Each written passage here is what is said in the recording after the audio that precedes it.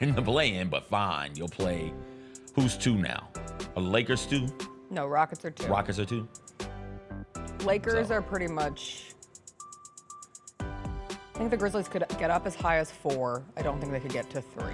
You don't think they could get to 3? No.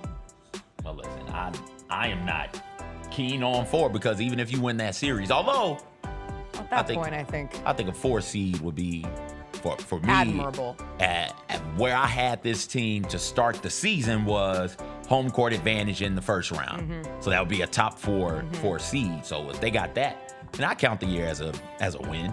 I agree. But I don't know about anybody else. The issue would be in the 4 seed though, is even if you win that first round, you got a trip to OKC in the second round, and that's not going to be fun. But who knows? Strange things happen in the playoffs sometimes. Stranger Things. What was the song? Smile by Lily Allen. You familiar? No. At first, when I see you cry, yeah, it makes me smile. Go ahead and smile. At worst, I feel bad for a while. Why are you singing it so softly? Go ahead and smile. I'm nursing a bit of a lost voice. Oh, okay. That party took it out of you. A little bit. It's a little raspy this morning. Thought the Yeet went well. Oh, the Yeet. I thought you said the Heat. The Yeet. The Yeet. The Yeet was a hit. I thought the Yeet went well. Let us yeet. Yeah. Was that your first yeeting wedding? I think that was the first yeeting wedding ever. I think so too. I hope someone got it on video. I'm sure somebody got it on video. I have to say, the Yeet took over the congregation perfectly. Yeah. Like, I was a little worried about that many Yeeters? my people and getting on the beat of the Yeet like so quickly. But there were some wrestling people in there. I think some, which I think helped the overall They were excited. beat of the Yeet. They were excited to yeet. They're like, are we asking them to yeet right now? And we said, damn straight we are. That's a yeet. What's up, everybody? It is Monday, April 7th. It is going to be a good day. Jessica Benson with you from the Grind City Media Studios in Memphis, Tennessee. CJ Hurt behind the glass. Coming up on today's show, a crazy busy weekend to get through. A winning weekend for the Memphis Grizzlies, and a pretty crazy final week of the regular season is ahead, starting tomorrow when they play the Charlotte Hornets. The NBA standings right now are a little nuts. We will go through all of that. The men's Final Four was equally nuts. Duke's collapse, Florida's comeback. We'll go through the 2 semifinal games and look ahead to tonight's championship game between Florida and Houston. Women's championship went to UConn yesterday. Gino added another one in a new decade. We will go through all of the biggest storylines from the games of the weekend. It's a Monday. You know what we say. Tsunami. It's the White Lotus, in honor of it being done. And the rain, both. Grizzlies fans know it's the team that gives you the edge. Big River Steel does too. And much like the Grizzlies have recruited legendary talent, we want you to be part of our team.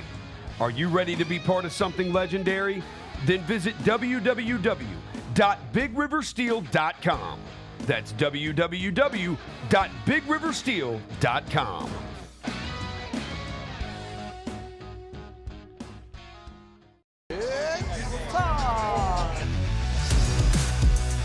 Let's go! Bane drives. Oh yeah, oh yeah. Close. He hits and the Grizzlies have the lead. Yeah!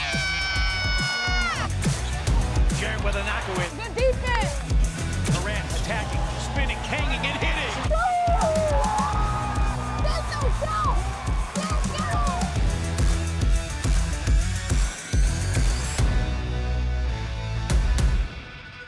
The Millennium Tour 2025 with Trey Songz. Hustle Marion. With Bow Wow. With special guest Rick Ross. Along with Plies. Boosie. The Yin Yang Twins. And RSVP. Featuring Ray J, Sammy, Bobby V, and Pleasure P. And Zivia. Sunday, April 6th in FedEx Forum. Tickets on sale at Ticketmaster and bpctickets.com. Shinedown. Dance Kid Dance Tour. Live in Memphis. FedEx Forum, Saturday, August 30th. with special guests Bush and Morgan Wade. Get tickets now at livenation.com. Shinedown, live in concert. For more, visit shinedown.com. Thanks for showing up, Memphis. Nothing beats catching your Grizzlies IRL, and nobody knows that better than you. So next time you want to hit up a game, Ticketmaster's got your back with tickets to every upcoming matchup. Whether you're catching the Grizzlies at home or on the road, you'll find tickets at Ticketmaster, the official ticket marketplace of the Memphis Grizzlies and the NBA. Keep putting that jersey collection to use and get Grizzlies tickets today. There's no better brag than saying you saw it live. See you courtside again soon, Memphis. The new issue of Slam, the cover dropped, and it is our friend Jaren Jackson Jr. on the cover. And shout out to you, Lane. Yeah. You kept. Well, I mean, we knew about it, but you kept this a secret the whole time. Yeah. So shout out to you. For I wrote putting this story. together. We did the photo shoot a couple weeks ago here on a Sunday afternoon in the practice court. The Sneak Fest show, live Tuesdays at 2 p.m. on Grind City Media on X, YouTube, and the official Grind City Media mobile app.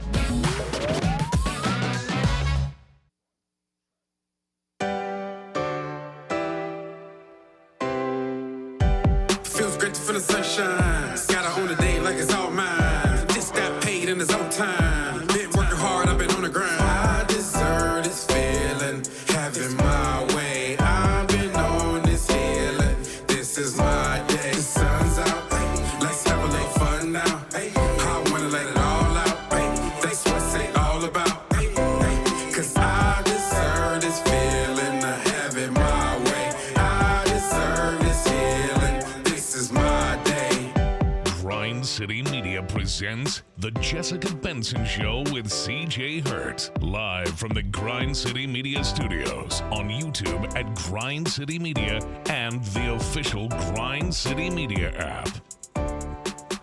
What's up, everybody? Happy Monday. It sure is nice to see blue skies, sunshine here in Memphis after a wild weather weekend. When they use words like generational to describe something that's upcoming, I always find it so interesting because it sounds bad. Like no one wants a generational.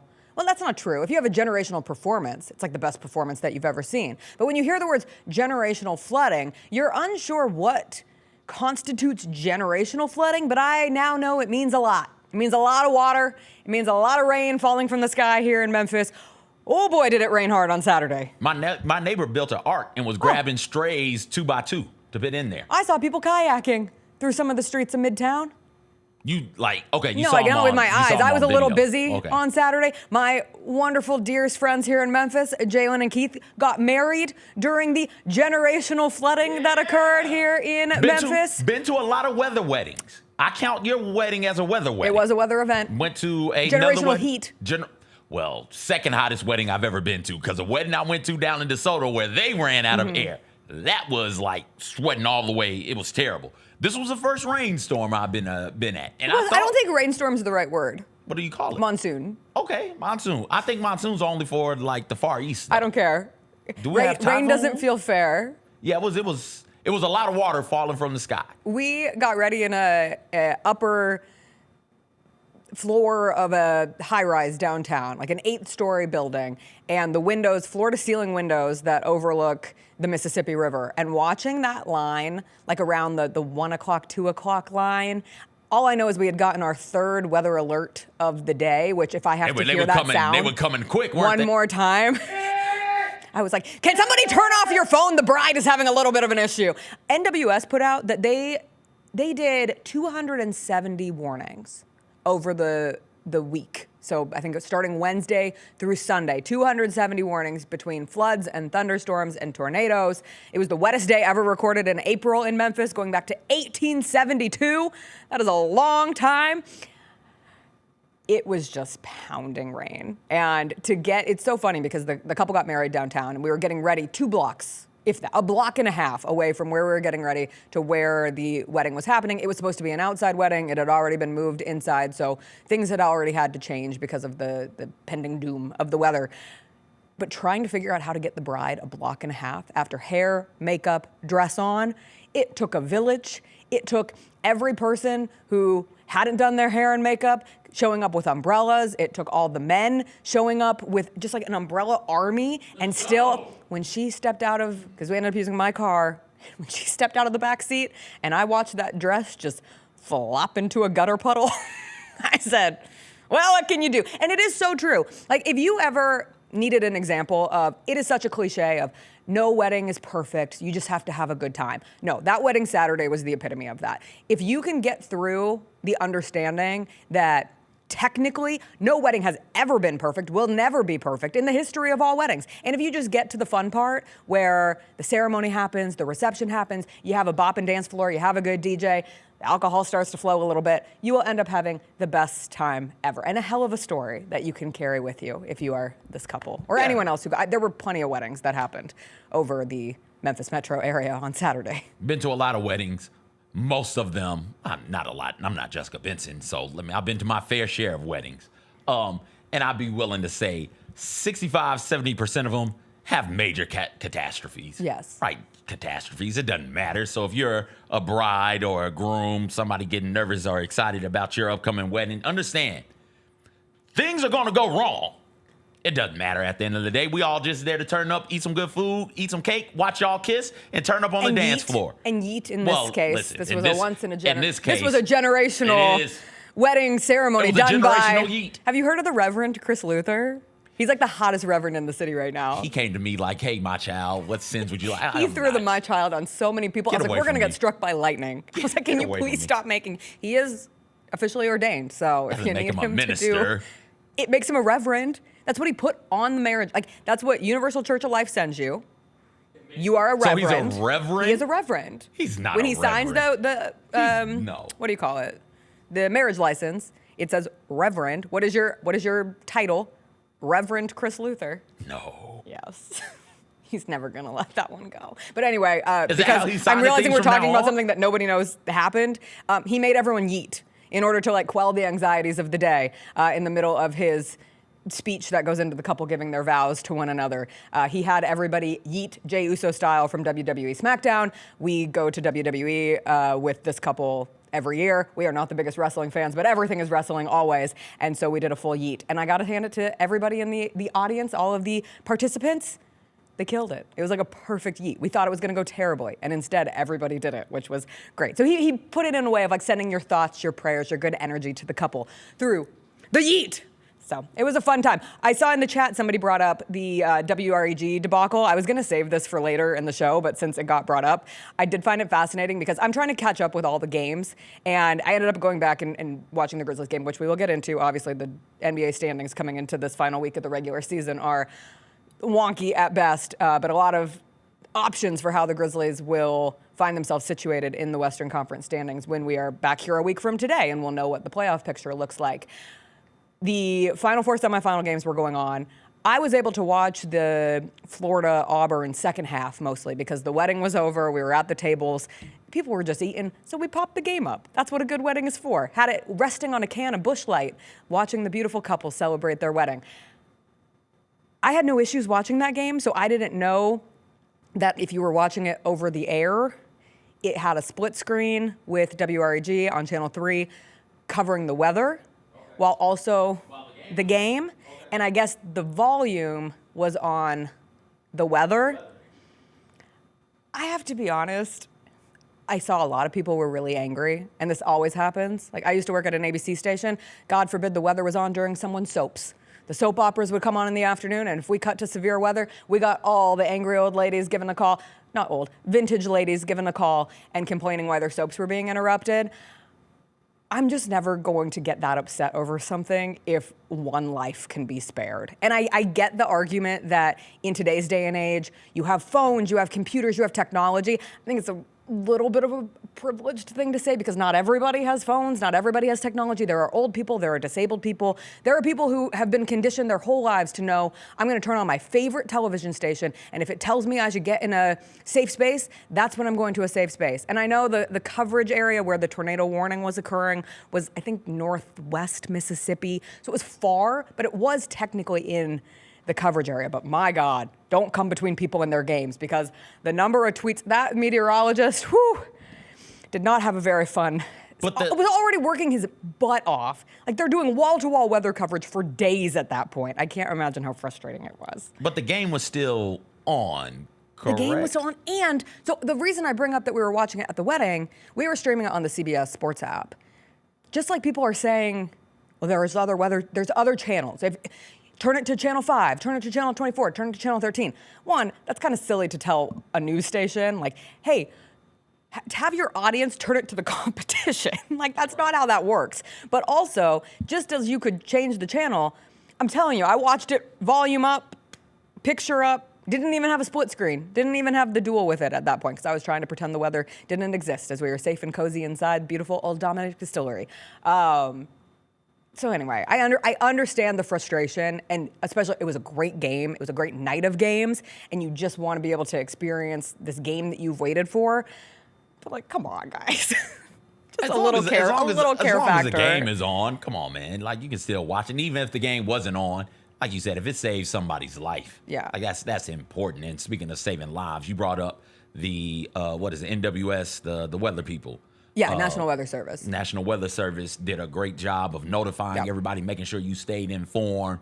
I would really hope, don't have a bunch of hope, but I would really hope that whomever it is out there doesn't decide to gut that sort of entity. Because if that gets gutted, then we're bobbing about here on some of these days unaware about what weather could be coming in. That could be dangerous, right? Yeah. If I, as jarring as it is to get that weather alert on your phone, to not get it would be infinitely worse because you just go about living your life like everything is fine, and then you're driving down Poplar, you're driving down Lamar, driving down Holland, not really thinking about it. There's a puddle. Oh no, my car's completely submerged because nobody told me there was flooding going around. You know, I'm driving up and down I-40 up. There goes a tornado right there because nobody told me there was a tornado. So hopefully we keep the weather services intact. Not a whole lot of hope, but hopefully so. And listen, stop being a baby about it. It's weather, you know what's going to happen.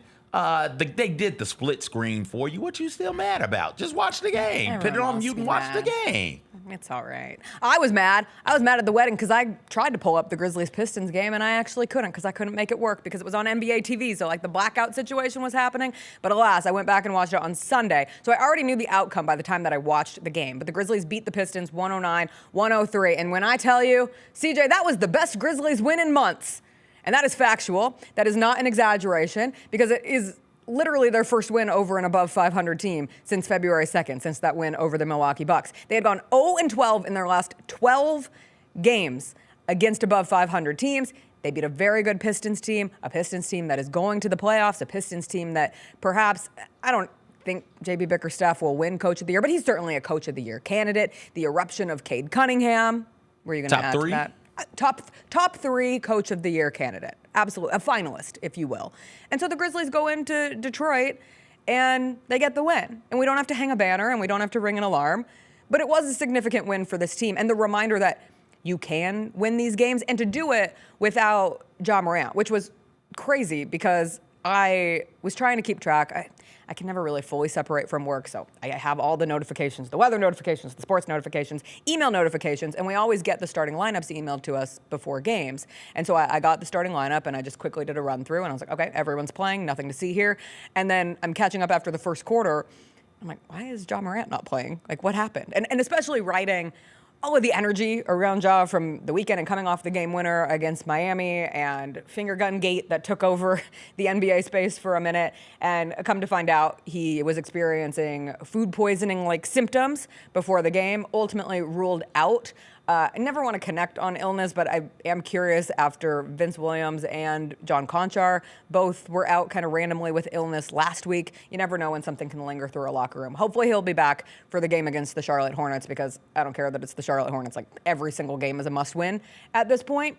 But to the credit of the rest of the team, still coming out with your first win over an above 500 team, Desmond Bane stepped up massively. And when you can't call 12, to see how he hits the big three that put the Grizzlies up 6 in the last minute or so, and I don't think Detroit ever got it back within a single possession game. And it was a back and forth. It was an ugly game. It was a defensive battle. The Grizzlies defense looked much improved, or I'll just say looked the best that it's looked in like a month and a half. Looked the best it's looked since early March. I think it was the lowest field goal percentage that they've allowed since the win over the Dallas Mavericks.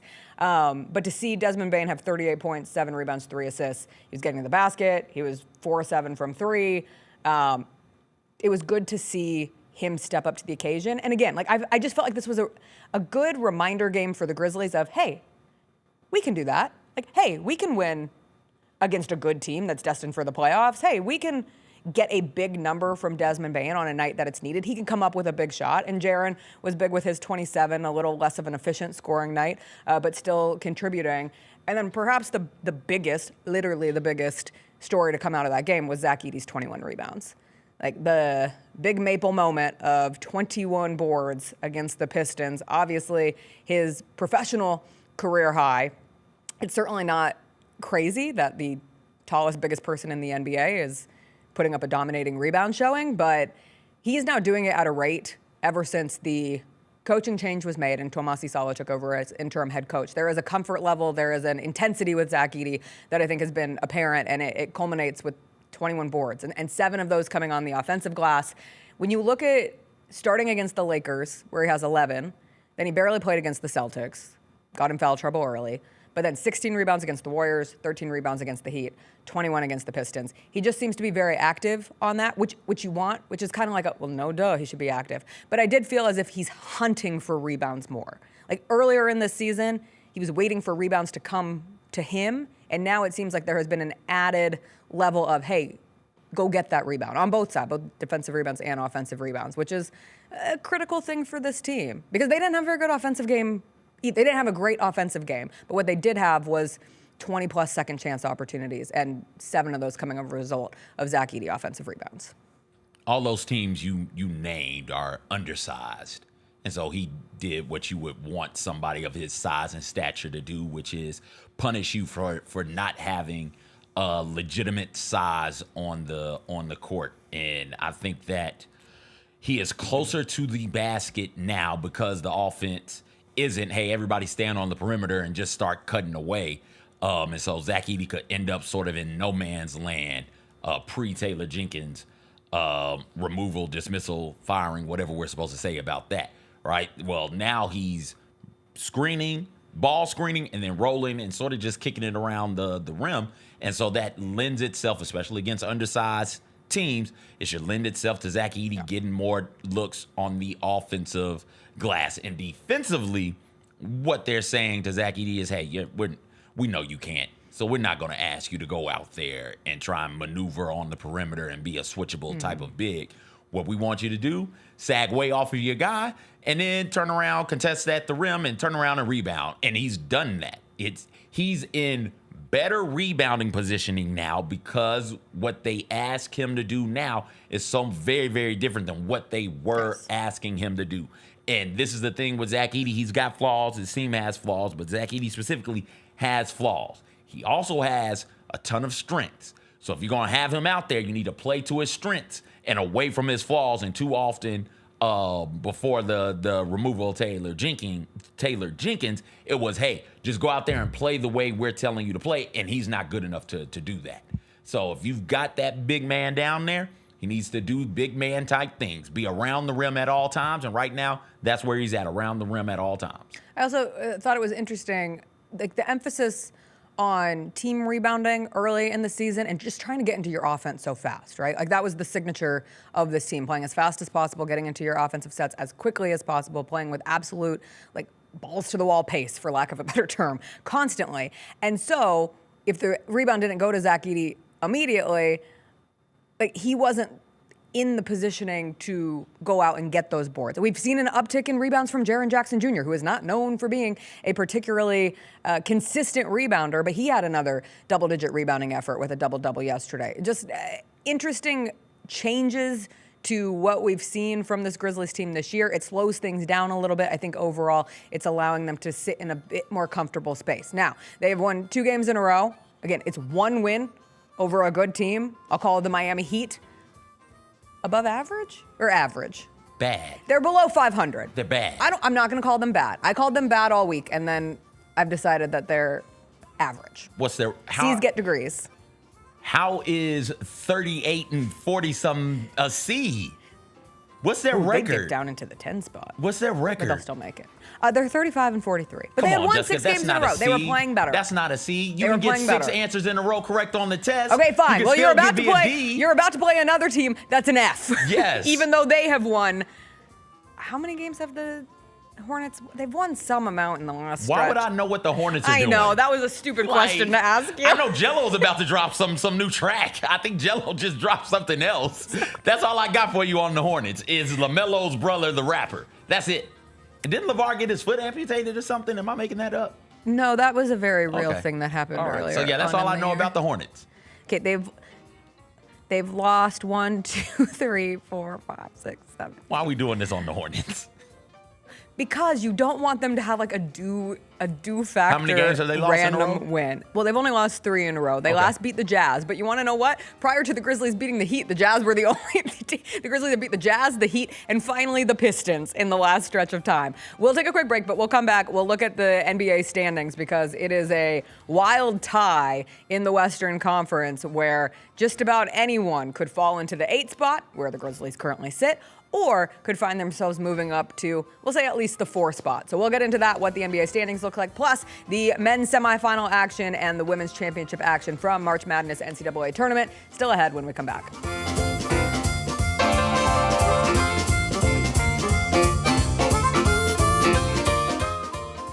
Grizz Nation gets set for tip-off 1 hour before every Grizzlies home game with the warm-up show. Get the latest news, notes, and analysis live from courtside at FedEx Forum. Who's going to be the tougher team that rebounds and prevents second chance opportunities? Join me, Lang Whitaker, along with Michael Wallace, Jessica Benson, and other personalities from Grind City Media, Memphis, and around the NBA. 1 hour before every home game, live at Grind City Media on X, YouTube, and the official Grind City Media mobile app.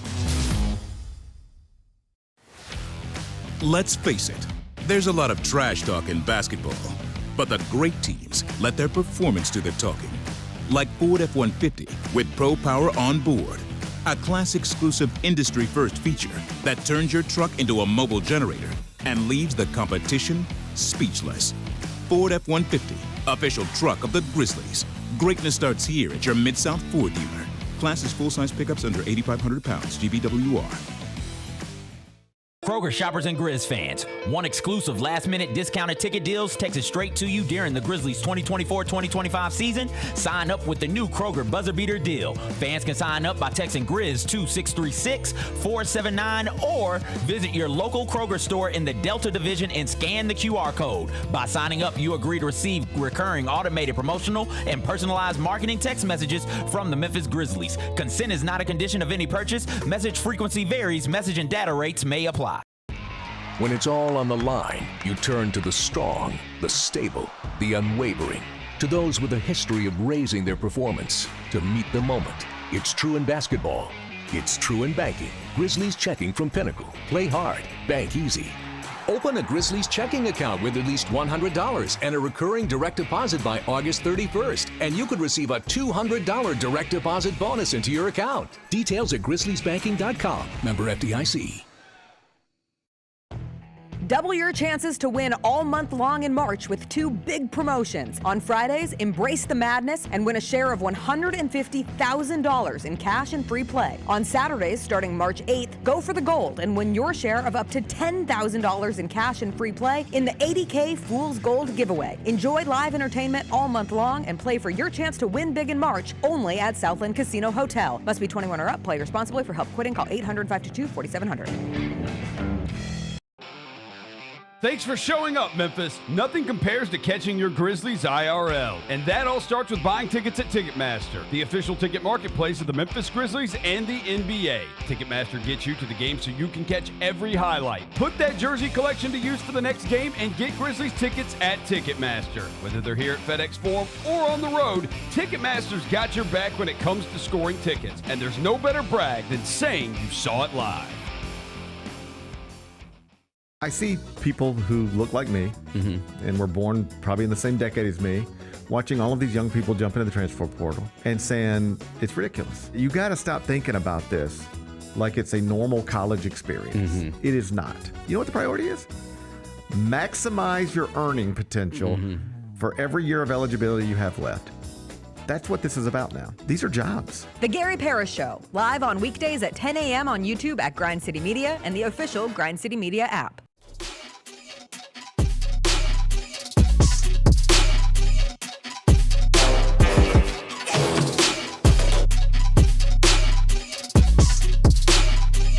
Welcome back. So it is yet another year in the wild Western Conference, but catching up on the standings coming out of the weekend as we embark on the final week of the NBA's regular season, it makes it all the more important to not just say like, oh, gee, great to see the Grizzlies win against a top 500 team. It's like, oh, thank the good Lord that the Grizzlies won that game against the Pistons, because even with 2 wins to start this road trip against the Heat and the Pistons, the Grizzlies are still currently in 8th, and that is because you have 5 teams tied in the loss column. The Grizzlies, the Timberwolves, the Warriors, the Clippers, and the Nuggets all have 32 losses. 4 of those 5 teams have 46 wins. Denver has 1 more win, but I will say Denver is in absolute dire straits right now. They have lost 4 in a row. It is their first 4-game losing streak of the season. We felt this way in the last 2 weeks, before the Grizzlies turned a page and have now won 2 games in a row. But what it feels like to have things unraveling at this point of the season rather than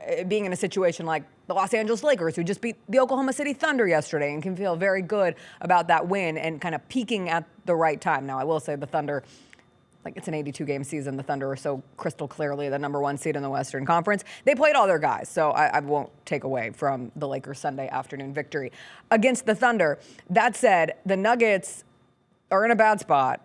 It doesn't look as if it's going to get all that much better real quick, because Jamal Murray, who has been out for the last 5 games with a hamstring strain, it kind of reminded me of what we saw with Ja during that stretch, where it was a strain that then turned into a sprain. And Michael Malone talked about Jamal Murray's injury yesterday, saying it was day-to-day, and then it wasn't day-to-day, and it became a bigger deal than what they thought that it originally was. But the Nuggets really struggle without Jamal Murray. I think they're 2-7 without him this season. And now, based on what Michael Malone said yesterday, they're not 100% confident that he will be back by the return of the playoffs, is what I took from it. They are hoping that Jamal Murray will be back in time for the playoffs, which is, hate injuries always.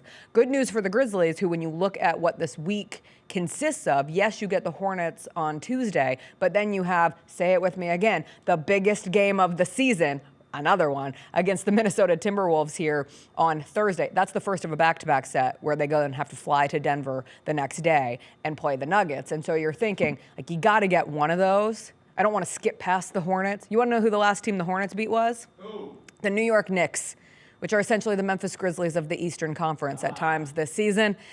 You don't want that. Maybe that's the Knicks' version of the Grizzlies losing to the Trailblazers, and because the Grizzlies did lose to the Trailblazers, that's always going to be in the back of your head. But you can't overlook Charlotte, but you can also focus on how critical that game against Minnesota is ultimately going to be, and how the game after against the Nuggets is too. Because as Drew Hill laid out earlier, Drew Hill, beat reporter for the Daily Memphian here in Memphis, Memphis's 4-7 record is the worst combined record against all the teams that are currently tied.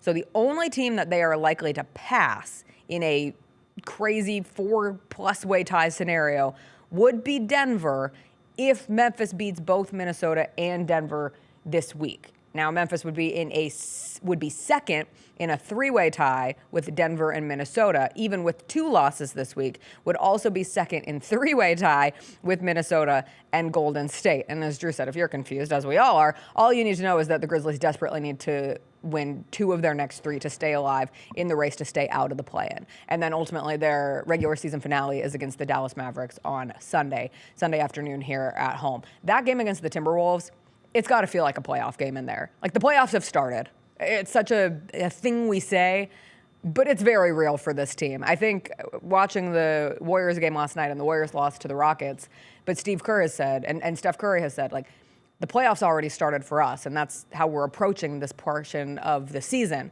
the same has to be for the Grizzlies, and also the same has to be for the fans. Like, that place has to feel like a true home court advantage when the Grizzlies play the Timberwolves. It's a nationally televised game. I think I saw it's the last ever regular season TNT game, which is cool, going out with a bang.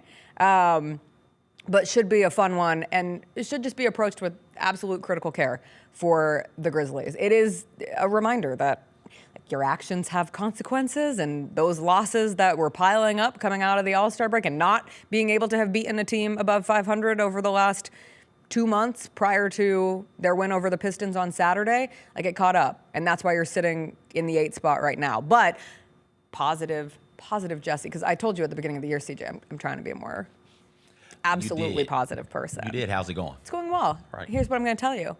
You have just as good odds of being the 4 seed as you are the 8 seed. So why not? I don't know what the odds are, actually, but I look at the standings, and that's what my eyes tell me. Don't ask me the actual math behind it, please. We've done this. I think it would be impossible for them to get to the 3, but they could get to the 4, which would be home court advantage. More likely, just fight to not be in the play-in tournament. I think that's a win at this point. I'm not trying to goalpost move. It's just a fact. Where did you have them at the start of the season? I had them in 3rd or 4th. So home court advantage. Right. And then the goalpost move. This is what the thing I don't understand about the moving goalpost thing. I don't think anybody had them as the 2 seed or one of the best teams in the NBA, which they were record-wise through January. Right? So we moved the goalpost once this season. I think we moved it right after the Celtics game. It was like, oh, this team is good. Let's move the goalpost here. Well, now why can't we move it back to where we all thought that they were going to be at the start of the year, which is, hey, a top 6 team in the Western Conference. It's a whole lot easier to move it in the middle of a season forward as opposed to backward. That's my guess. Yeah. But I said a good season to start the season for the Memphis Grizzlies. They got home court advantage in the playoffs for the first round. And that's still out there and attainable for them. So I see no problem moving the goalposts back to where it was originally. As long as you're in the playoffs, man, I think that you can say, all right, this is an average year. We got some things to figure out. Being a top 6 team, if you get home court advantage throughout not throughout, but home court advantage in that first round, I think you look around and say, oh, okay, had some ups and downs, but we ended in a pretty good space. You might not like to hear that as a fan because you think every year is a championship type year, right, but some years aren't. And this year, it doesn't feel like it is. You brought up the way that they struggled to beat good teams in the record after the All-Star break trade deadline. What about those? Was it this year they lost twice to the Nets? Yeah, we thought those games might matter come now, and guess what? They do. Oh, those buzzer beaters. Yeah. The game winners, the 3 straight here at FedEx Forum. If 1 or 2 of those goes your way, it just shows the fractions of a season, right? Like the fractional differences that occur. But yes, if you don't lose to the Brooklyn Nets, Brooklyn Nets twice. You're not sitting in the same situation. So we'll see what it looks like for the Grizzlies. Mike Wallace will join us on tomorrow's show, and we'll break down all of the potential playoff matchups that this Grizzlies team could see and how they ultimately stay out of the play-in tournament. That's the biggest thing. Just stay out of the play-in tournament. Get into the playoffs. Get into the playoffs. Get into the playoffs. Please. Avoid the play-in. And the way they're playing right now, defensively, you brought that up in the last segment. And it kind of just blew by because we had stuff to do. But they're slowing the damn ball down. Yes. And that's allowing them to get back on defense. That is and get set so important. Yes. So often during this season, the first open look they took. And if you just ran down the court to play defense, and now you're running back trying to get out because you got to play fast. We got to go, tempo. Now that shot goes up. Now, hell, I got to sprint back to play defense. I'm tired. I'm winded. Of course I'm giving up wide open drives to the rim. I'm tired. I'm not going to keep doing all this damn running. It's too damn bad. And what it's allowed is, because you slowed it down on the topic of Zach Edey, specifically throw Jaren in there as well, it's allowed them to get into better rebounding position on the offensive glass. So, that matters a ton. All right, so that game was on Grizzlies Pistons on Saturday. Obviously, the national attention was on the men's Final Four semifinals, and they were incredible. I would never in a million years. The wedding I was at, incredible. Would not trade it for an instant. Beautiful love, beautiful celebration, beautiful everything. I had one small twinge watching the end of the Florida-Auburn game where I was just like, oh, I have FOMO, because Chris and I have made a decision as a family, and we have been so lucky to go to so many Final Fours. Our love blossomed on its own at a Final Four back in the day in Atlanta back in 2013 when Syracuse made it to the Final Four. Like, so much of our lives, so much of my life has been attached to the Final Four. But I made the decision that I want my vacations to not all be sports focused for the rest of my life. I know, what a weird thing. What a privileged statement after they were sports focused for the first 25 years. But going to all those Final Fours was great. I was like, all right, I'm good. I'm comfortable moving into a space where we don't go to the Final Four every year anymore. It's also just gotten so expensive, as everything has in this world. It's outpriced us at this point in our lives. Y'all are just like travel, room, and board, right? Right. Yeah. Right. No, well, now that's a whole other story. Now you have to pay for the tickets too, and the tickets are insane. Like the pricing changes of Final Four tickets has been astronomical. All that said, we're not there. I had massive FOMO, and I got it from both my divorced parents. That was always our yearly family reunion. God, I miss getting to sit between my mom and my dad at Final Fours. That's one of the things I miss most in this life. I heard from both of them where they were like, I found myself really missing being at the Final Four because you got two amazing games. And everybody talked about what could happen with the 4 seeds advancing for the first time since 2008. And analytically speaking, like the best, the top 4 seeds, all 1 seeds advancing for the first time since 2008. And analytically speaking, like the best 1 seeds that we have seen in years. And as a foursome, just how good those 4 teams really were and how that could create maybe the best semifinal games that we've had in a while. And that ended up being the case. And we'll go in chronological order. So the first game where Florida beats Auburn 79-73. I sat here and in Gary's studio talking to Lang and Bennett on Friday. And I said, if there was one player who I could choose to have the ball in his hands with a game on the line or with a critical moment, and I need a bucket from him, at the point going into the weekend, my answer was crystal clear, and it was Walter Clayton. And I will still stand by that, because watching Walter Clayton go off for 34 points for Florida, help lead the comeback charge, they trailed, they come back into that game. The little runner and one that he had to put Florida up 6, I think, late in that game. Essentially, it was 1:30 left in the game, puts them up 6. And every person knows that the ball is going to be in Walter Clayton's hands. The announcers say, because I had audio because I watched it on the app, the announcers say, this is Walter Clayton time, or this has been Walter Clayton Jr. time. And for him to come through in that moment, he has been tremendous. First player since Larry Bird to have back-to-back 30-plus point games in the Elite Eight or beyond.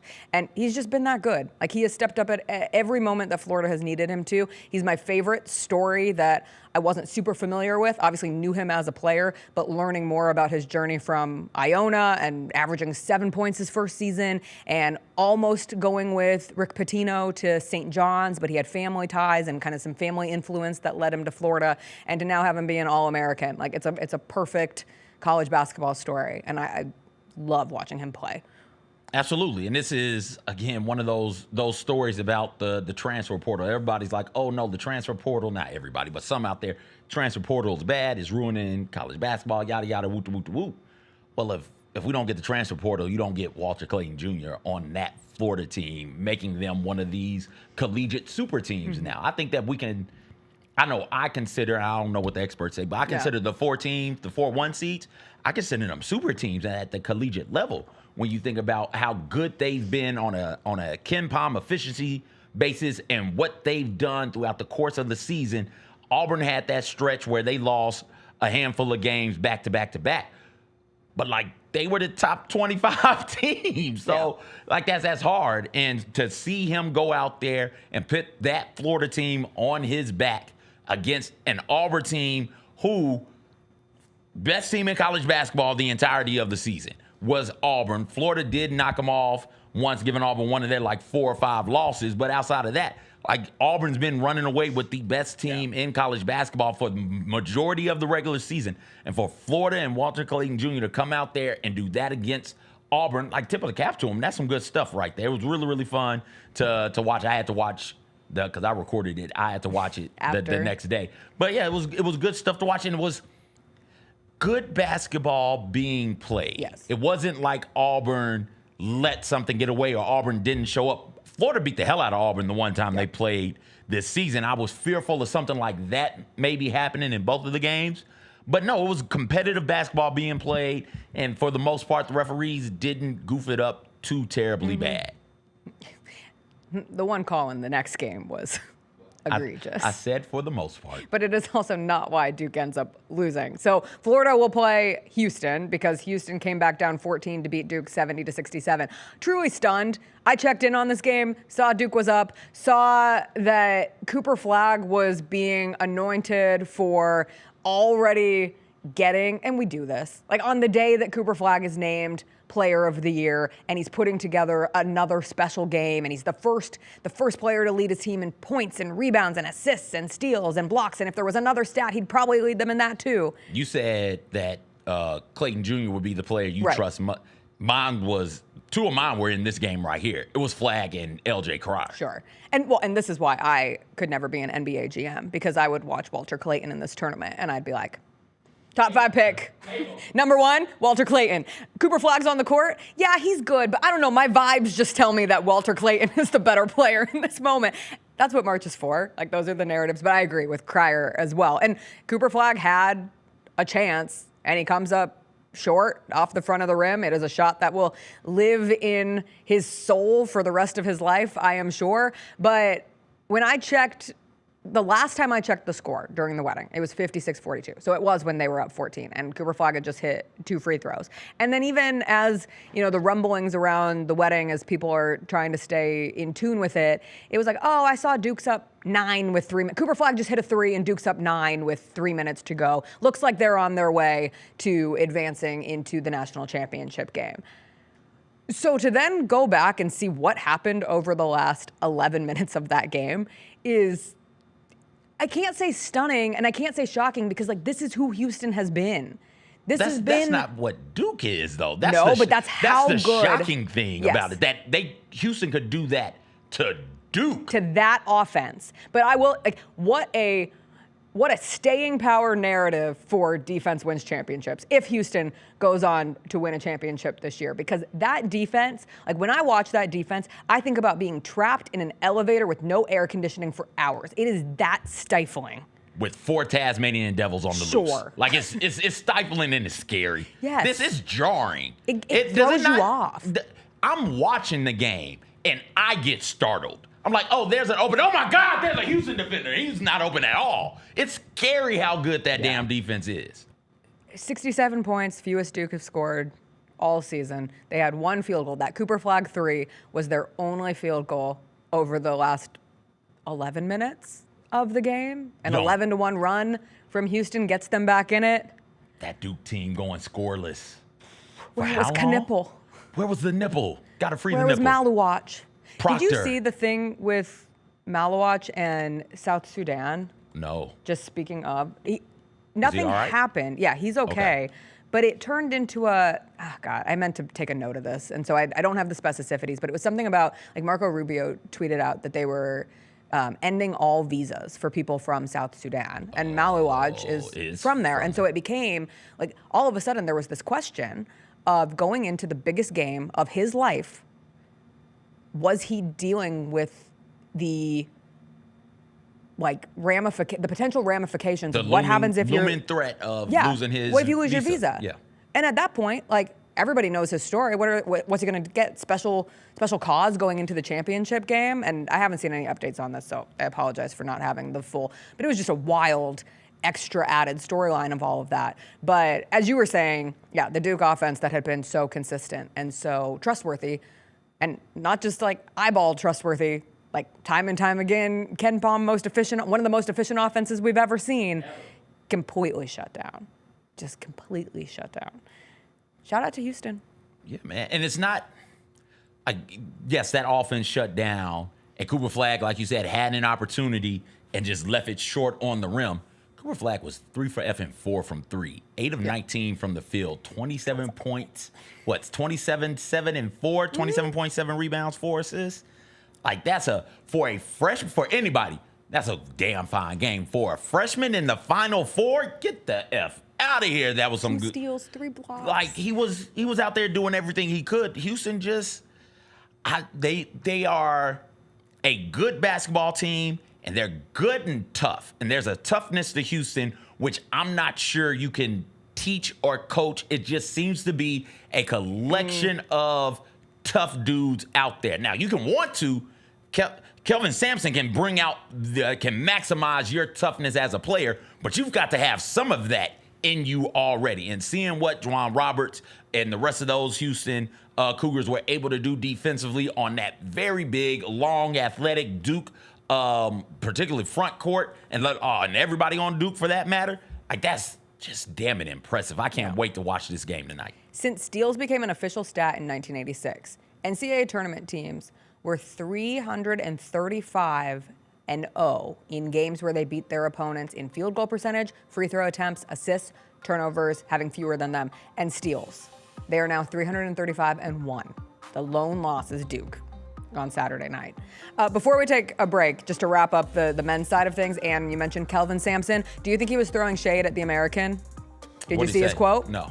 After the game, he said, I hear people say Duke this, Duke that. Duke's great. John Shire's awesome, but don't sleep on Houston. Don't sleep on Houston. We were 34-4 playing in the We were 34-4 not playing in the Toy Poodle League. We weren't 34-4 playing in the Toy Poodle League. We were 19-1 in the Big 12. Playing in the Big 12 helped us. Shout out to my Big 12 brethren, Brett Yormark, and all the great coaches in the Big 12. So a lot of Memphis fans take this, run with it, assuming that Kelvin Sampson ain't nobody thinking about y'all. Was calling the AAC the Toy Poodle League. I think he was just calling everyone not the Big 12 the Toy Poodle League. I think you could have been saying that Duke not tested in final moments game. Houston built for this. All of Houston's losses, except for their loss to Auburn early in the season, were all in overtime. They were a tested team. They had to grit out and find ways to win really close games throughout the season. I thought he could have been saying the ACC was the Toy Poodle League. I do think he might have been referencing his former home of the American. He wasn't doing that. I think he might have been. No, he was just saying, hey, we play in the effing Big 12. We're not 34-4 in one of these other rinky-dink ass leagues. We're in the Big 12. I love Toy Poodle League. We're not 34-4 in the Toy Poodle League. Do we need to start naming Toy Poodle Leagues? Because I'll do it. I don't want to, but the MEAC, the SWAC, the Mountain West, what's another? What's the one? The Middle America one. The MAC. The MAC. There we go. Isn't there some sort of the like Sea to Shining Sea Big Ten? That couldn't be it. Sun Belt, isn't that Sun one Belt, of those? Conference USA. Yeah, like there's a lot of those. The Patriot League. It's 300. The Summit League. It's 360 some teams in men's college basketball D1.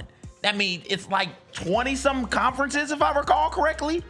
Like, all of them aren't on the same level. And what he was trying to say was, hey, the Big 12 is one of the premier conferences. We weren't 34-4 in one of these other Toy Poodle leagues, basically. It's not the American. Memphis Tigers fans got to stop thinking everything is about them. That's soft. Stop it. I just want more random animal usage, like coming out of Jaw calling Khalil Ware a pigeon. And now Kelvin Sampson calling at least some league the Toy Poodle League. We got to do this more often. It's not an individual league. It's a collection of leagues. It's, what, 4 good conferences? 5 because of the Big East? 5 good conferences? Okay, 6 but then good in that conferences? case, I do think the American was included in his generalization. But he's not. And because I think it's fair to make the connection that given that Houston played, and this is Houston's first trip to the national championship game since Phi Slamma-Jamma. That is, instead of doing like she sells seashells by the seashore, sports people should have to do Phi Slamma-Jamma. It just, the L's really always get caught up in there. So I think it's fair to say that he was maybe thinking about how in the past his teams that have all been quite good, quite physical, weren't good enough to get over the hump because they had not been tested throughout the season in their Toy Poodle League, which would allude to the AAC. That's a lot of mental gymnastics. Well, that's what we do in sports. That you folks out here cheering for the Memphis Tigers are doing. We're in the Big 12. The Big 12 has good teams. Are they the Great Dane League? No. What's the opposite of a Toy Poodle League? No. The Big 12. judging from the teams and considering that Houston is in that league. The Rottweiler League? Yeah, they're one of those types of dogs. They're like Pitbull Pitbull, Rottweiler. Yeah. That's fair. All right. Great Dane might be the SEC. SEC might be Great Dane League this year. Because just bigger than everybody else and a tad better. That would make, I think that the ACC would just be a mutt league. Just a whole bunch of different dudes doing different things. Maybe like a Golden Retriever League. They look good. Do they? The good team does. It's a bunch of mutts running around. Like, I can't really tell what breed you're supposed to be. Yeah. So that's know who them. You are. Yeah. All right. We'll take a quick break. We'll come back. The women's championship was decided yesterday. The UConn Huskies hoisted the trophy, and dare I say, CJ, I cried watching UConn. UConn women's basketball made me cry in the year 2025. I'll explain why I was disappointed in myself, but it was a great game for UConn. Great women's tournament overall. We'll get into it on the other side. Big Ten might be your golden retriever. I think they're labs. Okay. Same type of effect, isn't it? Labs have a little more intense. Creed. By overwhelming demand, the Summer of '99 tour returns.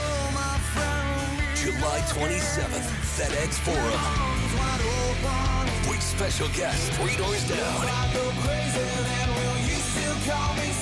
And Mammoth WVH. Tickets on sale now at livenation.com. Creed returns, the Summer of '99 tour. Kroger shoppers and Grizz fans, one exclusive last-minute discounted ticket deals takes it straight to you during the Grizzlies 2024-2025 season. Sign up with the new Kroger Buzzer Beater deal. Fans can sign up by texting Grizz to 636-479 or visit your local Kroger store in the Delta Division and scan the QR code. By signing up, you agree to receive recurring automated promotional and personalized marketing text messages from the Memphis Grizzlies. Consent is not a condition of any purchase. Message frequency varies. Message and data rates may apply.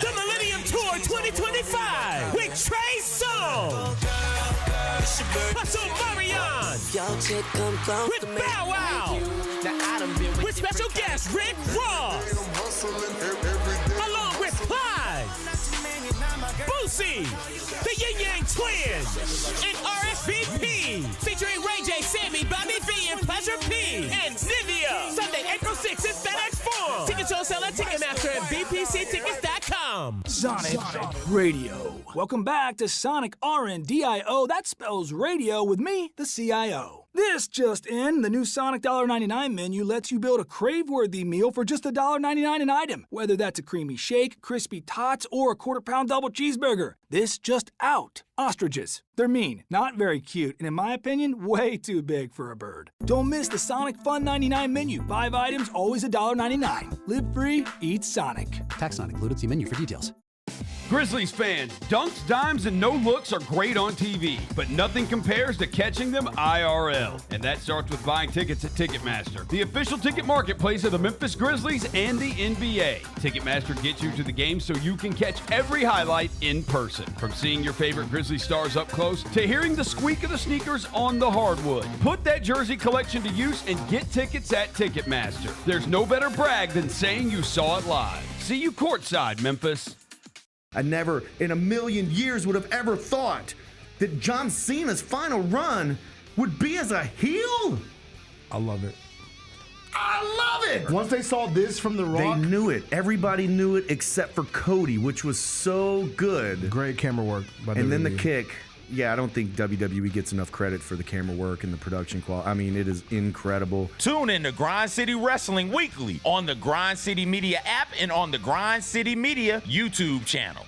We touched on this earlier, the panel here, about what really has been the mainstay of the Grizzlies, and that's Jaren Jackson Jr. Trip has just been awesome. He's posting guys up. He's stronger than he's ever been. He's physical, and he's scoring all type of ways. Hey, Grizzlies fans, be sure to tune in to Grizzbeat, where the panel and I break down all things Grizzlies and take a look at the rest of the NBA as well. The show is live every Wednesday, 2 p.m. on YouTube at Grind City Media and the official Grind City Media app.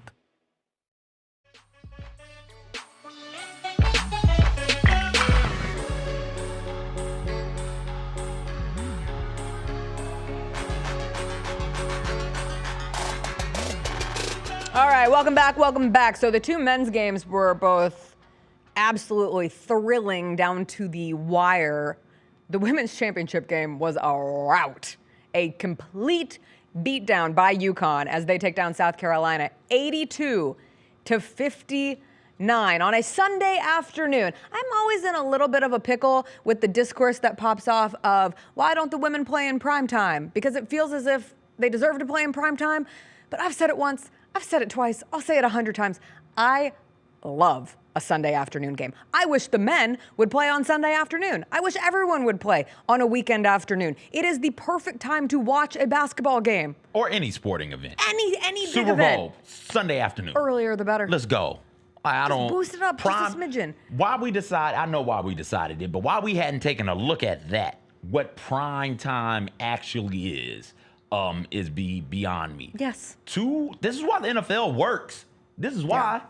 They've got a game on in prime time, but the bulk of their games are on noon till about 5. And how many times do we say, oh, the primetime game was the worst game of the slate? God, because that 3:25 window was awesome. Because there's only one game on. NFL can put multiple games on in multiple time slots. So even when there is a bad one, and trust me, we all know there are bad games on at noon. There are bad games on at the 2:30 or 3 o'clock window. Like that, but the issue is there are other games on, so you can flip the channel. Even if you got basic cable, you got 2 games on. Both of them, chances are both of them being bad and high. So yeah, give me more 2 p.m. tips. I love a 2 p.m. tip. I did too. NBA Finals, 2 p.m. tip. I fell asleep at half, and I was like, I actually set an alarm to make sure that I would wake up to see the end of the game. I ended up waking up on my own like 6 minutes into the second half. At that point, I think UConn was up 22, and I said, this one's all but over. Dawn Staley's on the sideline yelling the F word over and over again. Like she looked like she was in down bad pain, like visceral. And I don't often think this when the camera gets to pan into people who are competing, but at one point I was like, yo, get that camera off of Dawn Staley.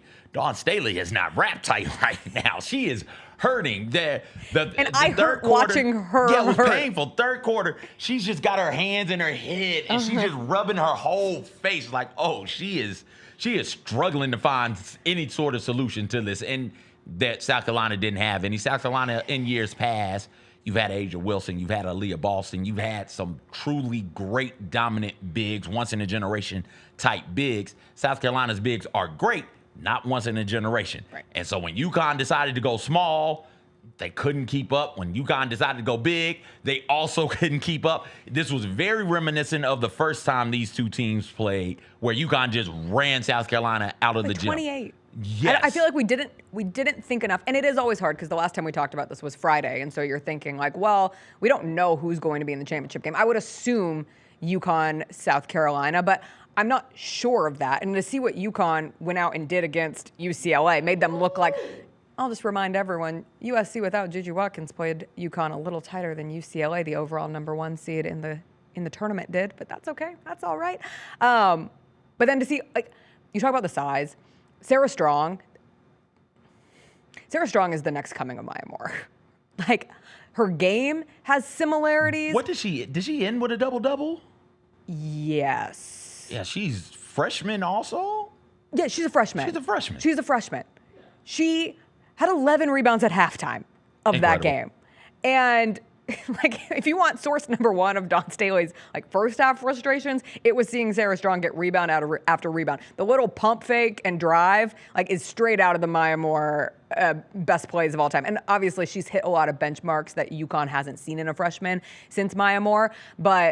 And we'll get into the Paige Beckers of it all because Paige naturally drives a lot of attention. She's the #1 pick. There's such a great story there. But that trio of Paige, Sarah Strong, and Azzi Fudd was just tremendous the entire tournament. Like, they combined for 368 points during the tournament, which is the most by a trio ever in men's or women's basketball. They, according to Opta stats, they broke the record of 366 was the previous by. Do you know who it was? Men's and or women's? This was men's. Men's was it before. I'm going to guess. Why would I ask you specifically? Chris Webber, Juwan Howard, Jalen Rose. No. Who? Glenn Rice. Oh. Romeo Robinson and Sean Higgins and from the championship in '89. Yo. And then the previous record for women was 1998 by Tennessee's team that had Tamika Catchings and Shamik Holtzclaw. Yep.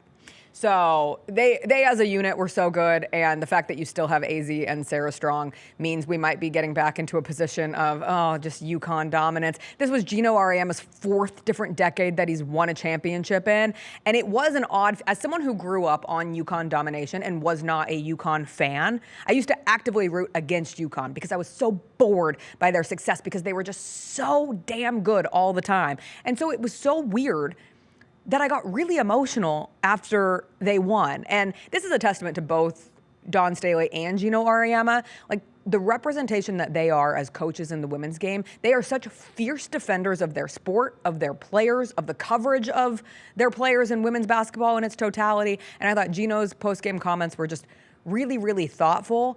But it all gets wrapped up into the story of Paige Bueckers. And, like, the Paige Bueckers national championship story is what we all hope and wish for in sports. Because you have somebody who, for years, the narrative has been, will she live up to the expectations, to the hype that was placed upon her going into her college basketball career?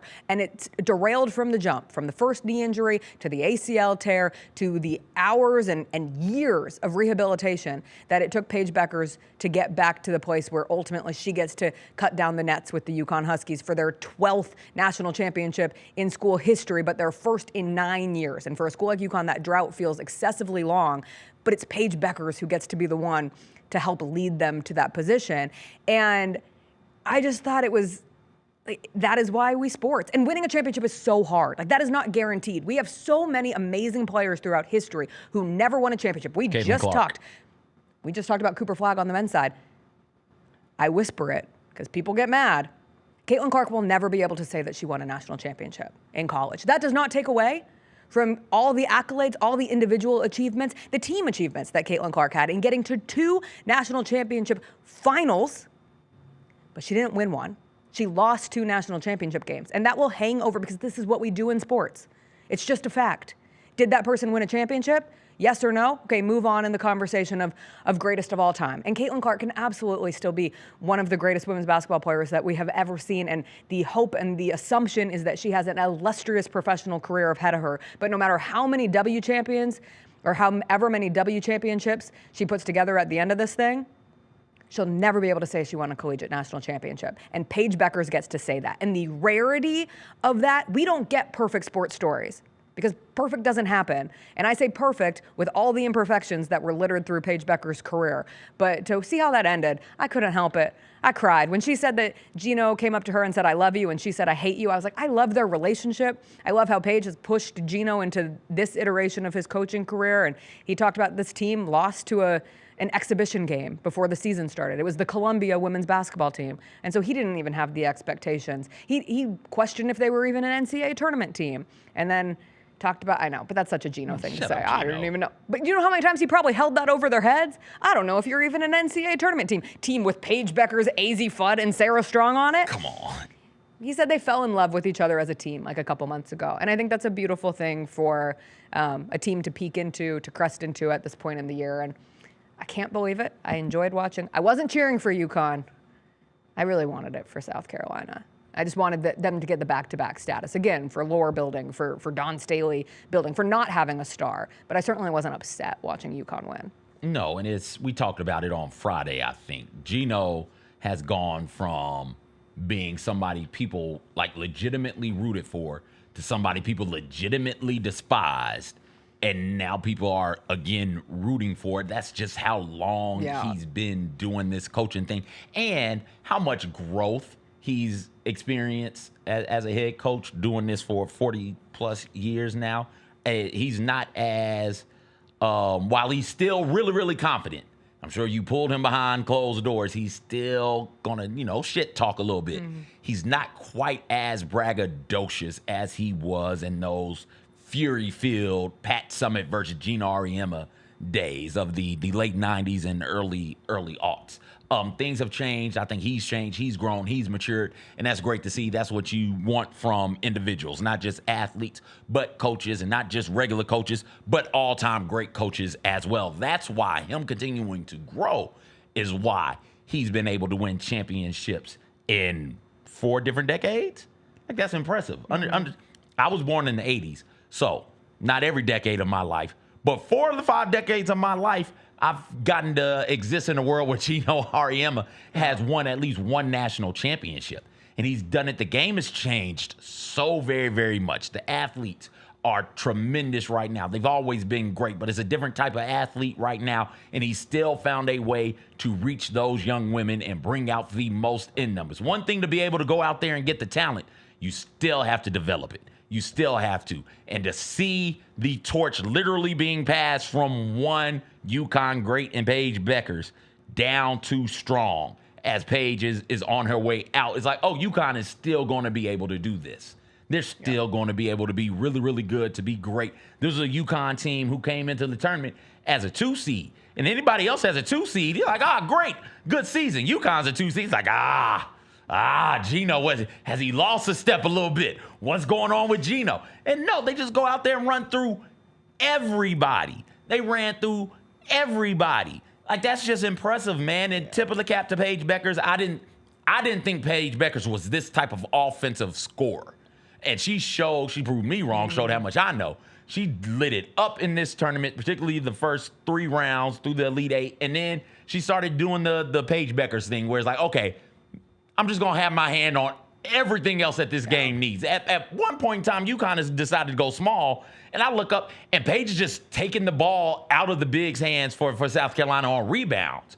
She's a tenacious defender. She's a remarkable rebounder. She can score at will. Like, this is somebody who has everything that you want to have. And you brought up Strong being in that Maya Moore sort of category. Well, if that's where Strong is, Paige is in the Breanna Stewart type of thing, where she just impacts the game in a variety of different ways at a really, really high level. And it's great to see. It's great to see her continue to grow and overcome the knee injury, giving hope to a player like Juju. Don't even get me started. So maybe that's why I was crying. I was like, oh, I can envision this. You can see it in Juju. Yeah, but the problem is Juju doesn't have, I just think Gino Auriemma's the perfect coach to have taken Paige through that journey, right? And now Paige and the supporting cast around Paige is, yes, exactly. Yeah. And like, it was never, even when Paige was being like touted as the next great, you knew that the team around her was going to have a supportive level to this.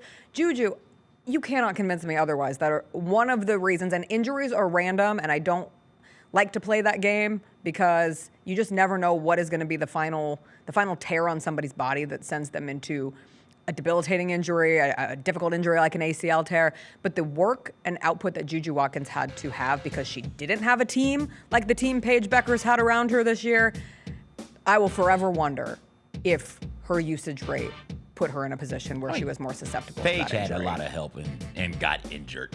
Caitlin Clark didn't have any help and didn't get injured. That's true. Like that's what I mean, the randomness of it. Yeah. And you just never know. Yeah. But even like AZ Fudd came back from a knee injury of her own. And to have the leadership and the guidance of Paige. I saw AZ Fudd's medical team posted that she played 38 of the 40 minutes last night. They're like, that's what, if there's one thing to focus on from AZ's journey, and she was the most outstanding player of the tournament. She got it over Paige, over Sarah Strong.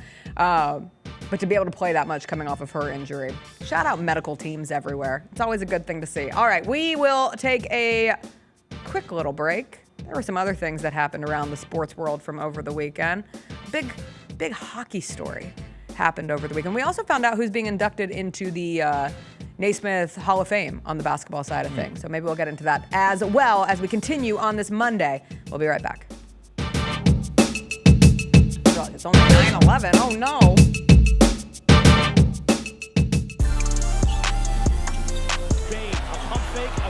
It's through for Desmond Bain. FBK. Fly by King. Wheels through the lane. Now spins back. Ja hangs. Puts it in. Oh, what a shot by Morant in the clutch. So hot. Oh, Jared said no. Because he doesn't put on the play, comes up with a monster block. Grammy, Academy, and Golden Globe Award-winning superstar, Mary J. Blige, live in Memphis. The For My Fans Tour, live at FedEx Forum Saturday, April 19th, with special guests Neo and Mario. Get tickets now at livenation.com. the iconic Mary J. Blige, for one night only. There's no substitute for experience, the knowledge gained from having been there before, and the passion to share what you know to make everyone around you better. It's true in basketball. It's true in banking. Grizzlies Checking from Pinnacle. Play hard. Bank easy. Open a Grizzlies checking account with at least $100 and a recurring direct deposit by August 31st, and you could receive a $200 direct deposit bonus into your account. Details at grizzliesbanking.com. Member FDIC. Thanks for showing up, Memphis. Nothing beats catching your Grizzlies IRL, and nobody knows that better than you. So next time you want to hit up a game, Ticketmaster's got your back with tickets to every upcoming matchup. Whether you're catching the Grizzlies at home or on the road, you'll find tickets at Ticketmaster, the official ticket marketplace of the Memphis Grizzlies and the NBA. Keep putting that jersey collection to use and get Grizzlies tickets today. There's no better brag than saying you saw it live. See you courtside again soon, Memphis. Tony was the defensive guy, but Zebo was the offensive guy. So you could speak to this. It's way worse when you're getting doubled, right? You got triple. I had went through that for it when I was in Portland. Me on the team, you got triple. You hear me, Rose? You can't talk about those. You got to talk about triple. You got triple teams. This man was scoring on 3 dudes. Swing, T.A. The Chris Vernon Show, live on weekdays at noon on YouTube at Grind City Media and the official Grind City Media app. Debo traded from San Francisco to the Commanders for a 5th-round pick. There's no other sport where you would get a player of his ilk for a 5th-round pick. Over under total yards for Debo. If they set it at 1,000, you think he hits that over? Total yards? Total yards from scrimmage, total yards. Yes. Okay. Yes. The Odds Couple, live at 2 p.m. on YouTube at Grind City Media and the official Grind City Media app.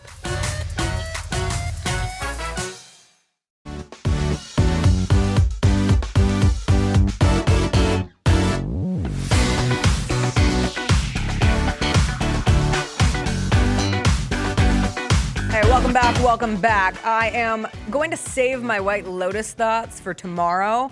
I don't want to spoil it for anybody. And I also just want to kind of marinate in it for a second. Real quick. But I loved it. You loved it. I loved it. What did you love about it? I loved the character development on a season that many people critiqued as slow. It's my kind of season. I am a character study fiend, and I thought this was an excellent, honestly, it was probably my favorite season of The White Lotus. And I thought the finale existed in a space where I cared so deeply about a good number of those characters that I was so invested in their journey. And I also loved the beauty of, you don't get everything spelled out for you. You might feel a little unfulfilled. That's life, baby. Life isn't fulfilling. Ultimately, there are ups, downs, in-betweens, and there's a lot of gray area, and things don't end perfectly. They don't end terribly. A lot of times they just end. Or they keep going past when you know somebody's story or they know your own story. I will say my favorite thing I saw, everyone knows somebody dies, and I'm not saying who dies, I won't even use the gender of who dies, but the best tweet that I saw this morning was they were like, hey, don't worry, even though this person died, I know somebody who can save them. Dr. Robbie from The Pit. And I said, oh, give me a Pit crossover where is there a White Lotus in Pittsburgh? I don't think so. I don't think that reaches their territory. Maybe he goes on vacation to a White Lotus. Maybe, and Dr. Robbie just happens to be, give me the the Max crossover of Dr. Robbie being at a White Lotus event so that he can save. Maybe we don't have to have a death. But honestly, like the death was heart-wrenching. If you haven't watched it, I cried twice during the finale. I really, really enjoyed it. And I love shows that exist in this space. Sometimes things get deemed as like the Marvelification, and I don't like to put it on Marvel because that's not fair. Because Universe Marvel is building. Star Wars did it. Yes. Star Trek did it. Harry Potter did it. Also the action. Yeah. Like the obsession with absolute conclusion because the action leads you there. And I love ambiguity. I love having conversations about interpretation of how something was, or as much of like what wasn't said as the actual conversations that happened. There's a conversation around friendship that I think is one of the most beautiful, poignant moments. Like the Emmy race from the show will be spectacular, and there are two actresses who I think should tie. I think it should be Parker Posey and Carrie Coon, and maybe it's Carrie Coon's turn, but that feels disrespectful to Parker Posey, who her character as the mom, the North Carolina mom, I think is one of my favorite characters written for television in the last handful of years.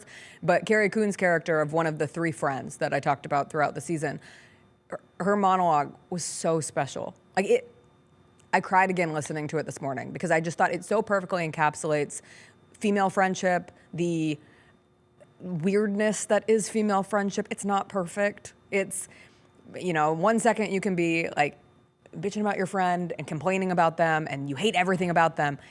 And they're like, well, why are you still friends with this person? Because you've always been friends with this person. And you've grown together. They know everything bad about you. You know everything bad about them. I thought it was beautiful. I really, really enjoyed it. You and Luke were talking about it during the break, and you started off describing it, and it sounded to me as somebody who's viewing this peripherally through the prism of everybody else watching it. It sounds like there are some Eastern philosophical questions popping off in this that seem to be done in a really well thought out sort of way. Is that true? Religion, self.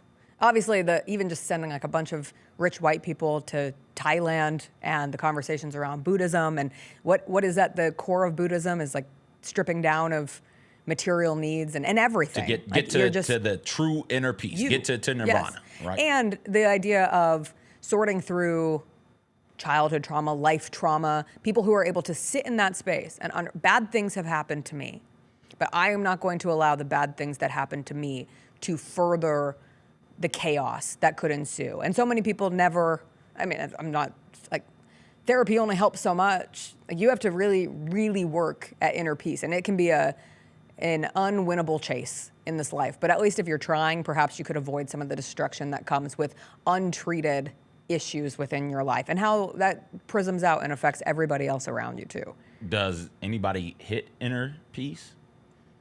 Would that be giving something away? No, it's growth opportunities. Okay, so nobody gets to the point of where, all right, there's the epiphany, I am not in its completion. Free. Okay. Yeah. Got you. There's moments. I don't want to give anything away. But also the fact that that episode comes out on the day before the official perhaps start of a recession. So many comments and commentary on wealth. This dad who all season has been dealing with the fact that he got caught in embezzling money and his company's falling apart, and is his family going to lose everything? They don't have their phones, so you don't know where they're at in that point of the journey. And he's going around asking all his family members, would you be okay if we were poor? Could you imagine a life without money? And getting the various answers from most of his family, no. I'm not meant. The mom has a quote from 2 episodes ago where she said, at this point, I'm not meant to live an uncomfortable life. And the understanding of people getting to that point, and then the very real world where there are people who will lose a ton of money. It's 9:20 a.m. Central Time. I haven't looked at the markets. I'm probably not going to look at the markets for my mental health of the day. But it was an interesting juxtaposition with what's actually going on in real life. And of course, you get an all-time Duke meme that gets to be used during the championship. Did it pop up on your timeline? Semifinals. The Duke meme? Yeah. Yeah. Okay. Yeah. Did it cross yours? I wasn't on social. You never saw it? Yeah. Well, the episode aired last night. So they were using the Duke meme from earlier, but he's in a Duke shirt thinking about committing suicide. I will say, I don't think there was a suicide, which was just an interesting thing. This is something that has closely affected my family in the last couple of weeks, so we might be extra attuned to it.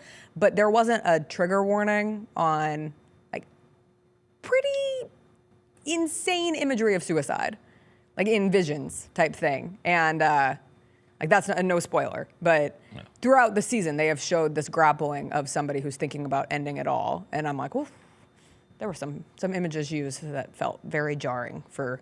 If you had just recently gone through that, I think it probably would have been helpful. We got a nudity warning, and there wasn't any nudity. I didn't get any nudity on the last, there was no nudity? Last episode. Where was the nudity? Did my man ever become the Asian girl?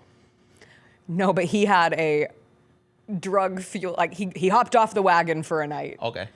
And you see him partying with, and the assumption that he's reverting back to his excessive party days, but not the actual act of.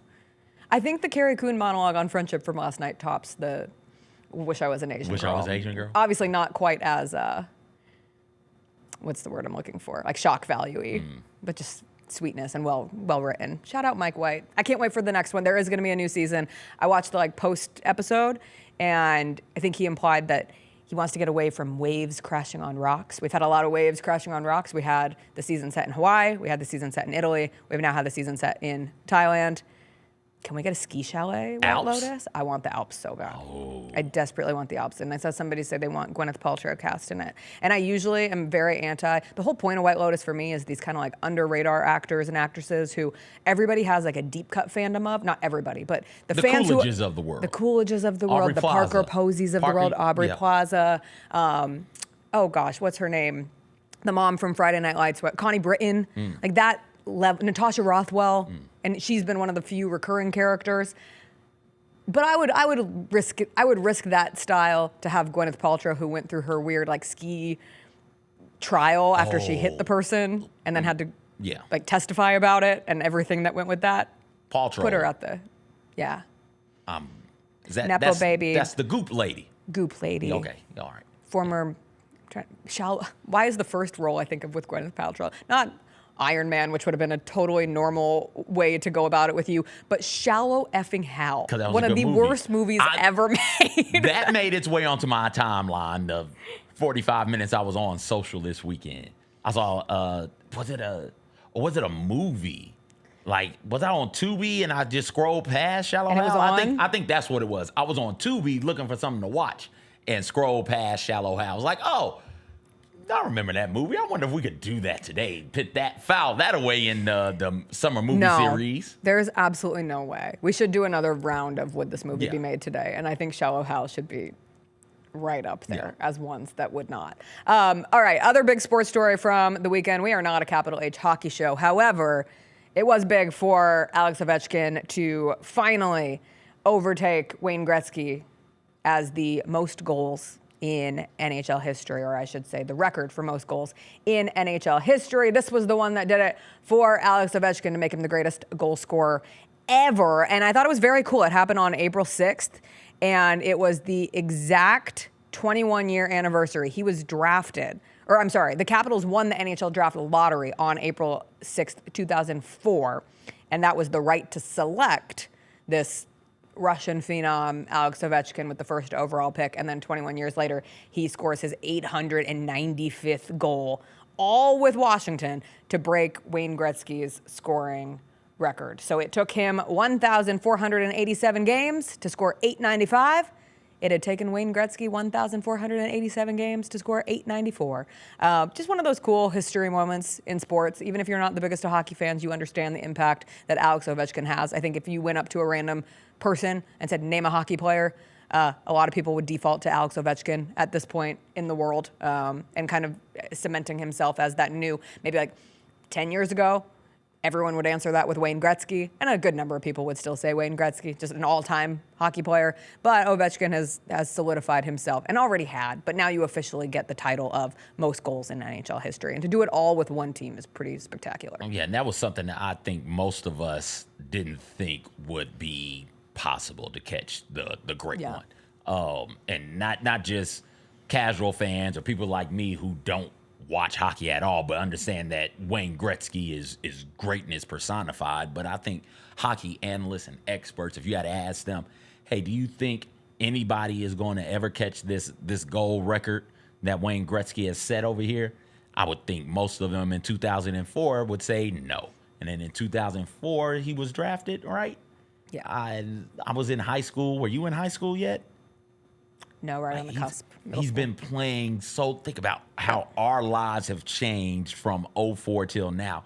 And the entire time, he's just out there getting goals on people, making it look easy some years. So, yeah, tip of the cap to him. Big time congratulations. That's one of those records in sports that I don't think any of us thought would ever be broken. And he went out there and did it. I wish that was what time was that game? Was that in prime time? I don't know. It got lost in my day. I would have liked to watch it live. I would have liked for somebody to interrupt my regular TV viewing and say, "Hey, Ovechkin just got this goal. Come celebrate with us over here." But outside of that, man, hey, tip of the cap to him. That's good stuff. Yeah, it was.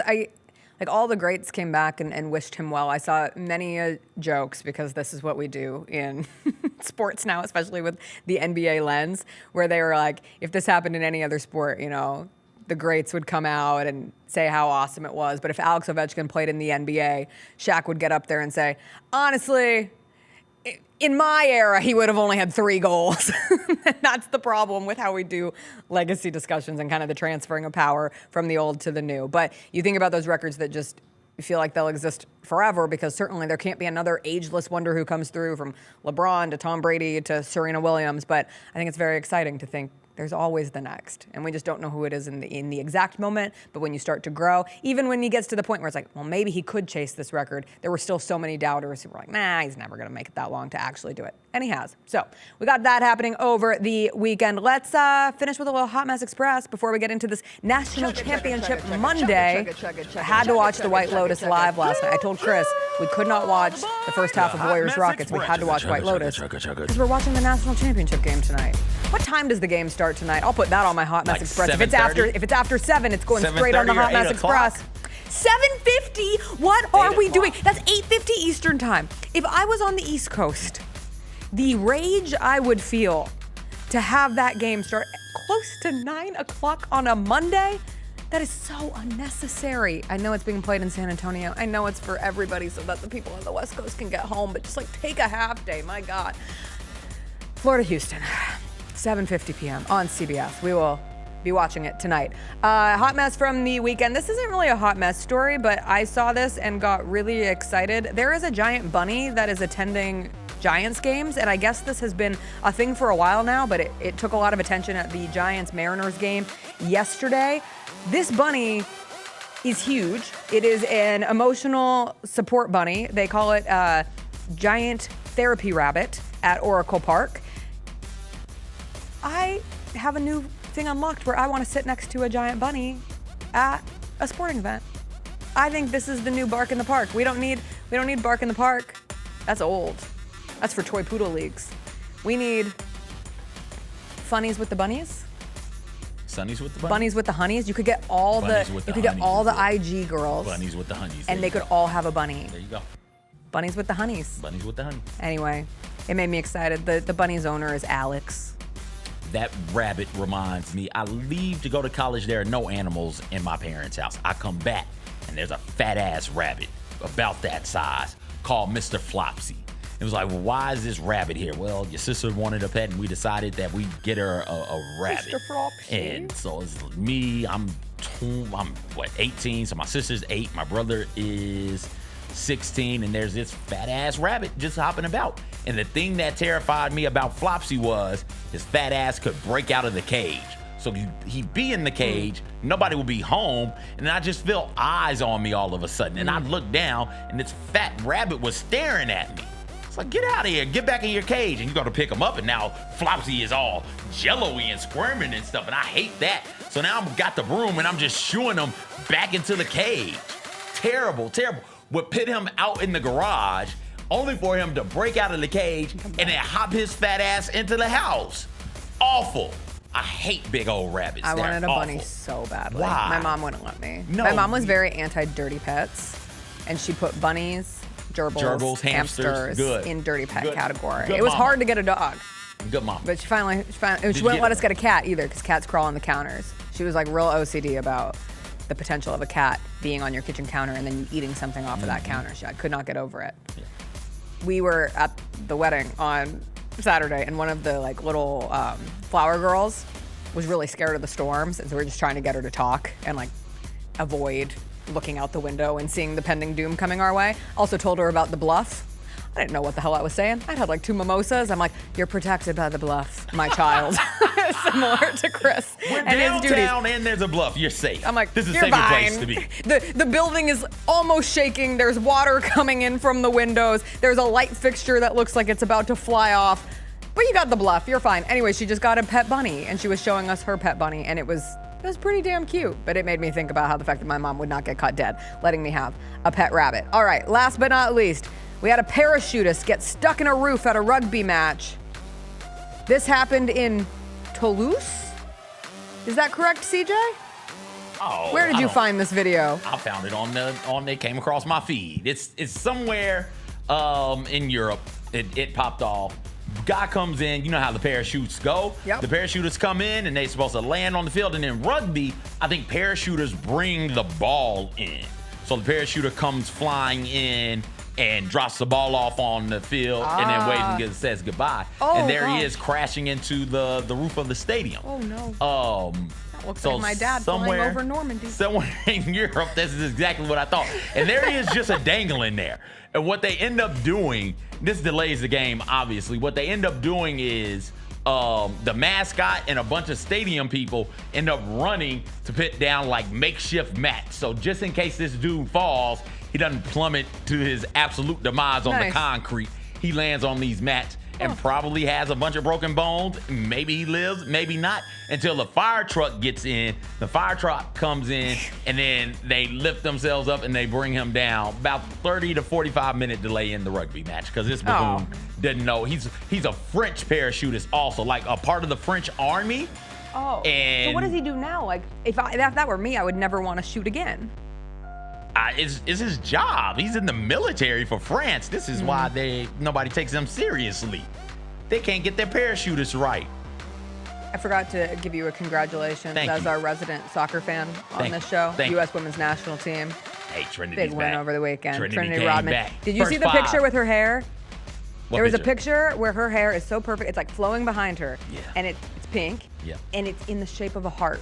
Like it was just the natural falling of how her hair was in the picture. She's like that sounds taking like it off her shoulders, and it comes and it's just like this. It's beautiful. That sounds like an anime type thing. It looks like an anime type thing. It was very cool. They got Brazil. What's today's date? They got Brazil tomorrow.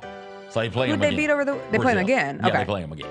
So they All beat right. Brazil 2-0. Trinity Rodman first game back since the Olympics, if I recall correctly. And she scored. 5 minutes. 5 minutes in, got the goal. Let me know that if we had Trinity in the She Believes Cup, we wouldn't have lost to Japan. We would have been able to keep up with them. Always. Yeah. All right. That's it for a Monday. Everybody, enjoy the rest of your day. Enjoy the start to your week. We will be back tomorrow. It will be a Grizzlies game day. Grizzlies Hornets. We'll get caught up with Mike Wallace.